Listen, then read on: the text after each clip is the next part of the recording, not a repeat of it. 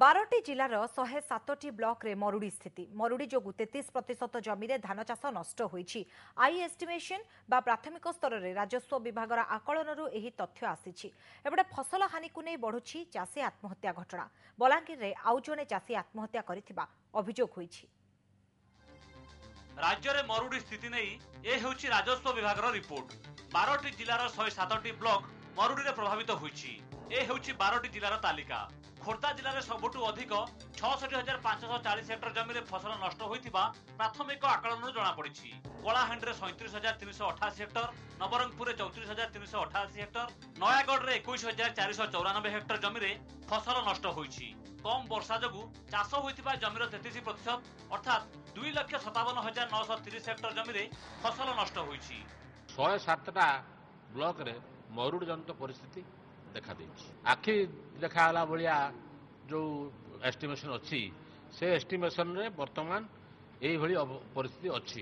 October 15ରୁ କହୁଛନ୍ତି ବର୍ଷା ହେବ, ତାହେଲେ ହୁଏତ ମରୁଡ଼ି ପରିସ୍ଥିତି ସୁଧୁରି ଯାଇପାରେ। ଏପଟେ ଫସଲ ହାନିକୁ ନେଇ ଚାଷୀଙ୍କ ଆତ୍ମହତ୍ୟା ବଢ଼ିବାରେ ଲାଗିଛି।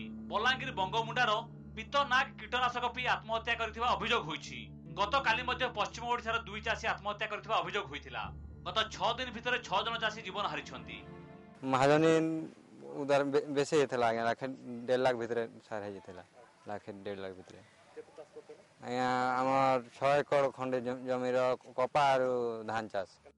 कम वर्षा और फसल हानि चाषी को हताश करिछि।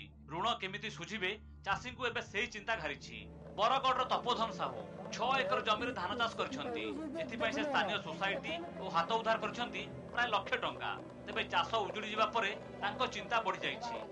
मुई टोटाली 6 एकड़ कह मो दादा कह 6 एकड़ ये टोटाली देखी तुम धान हो बोले कातिल लगी बोले पान वर्षा नहीं हवा बोरिंग लगी जो से बोरिंग गला न देवार हमको सरकार। मरुड़ी मुकाबिला पई राज्य सरकार कंटीजेंसी प्लान करिसंती। एहाको कार्यकारी करबा नै कृषि सचिवक अध्यक्षतार crop weather watch group committee गठन करा जायछि। तबे एहा सत्वे चाषीक आत्महत्या घटना बढ़िबार लागिछि। नुआपड़ारू मायाधर सरफ और बरगढ़ दीपक शर्मा भुवनेश्वर शांतिभूषण मिश्र ओटीवी।